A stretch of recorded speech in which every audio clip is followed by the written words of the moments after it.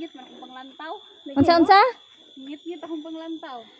Ayo pangit-ngit-ngit diha kay naa ta sa 10th station. Yes. Ay pagit-git-git diha kay nana ta sa kahayag. Oh. Hapit na masiro among sala kay naa mi sa 10. 10 station. Balik te. Balik ta. Dili na ganahan si ma'am kay wala ni tingog. Di nakatingog. Woo! Fairness, naa na mi sa 10th station. Ha? Ano problema ni mo, ma'am? Dugay kay mo mang-hike. Kalami isa ko ang may ragi pong gidala si Kuya Jerome.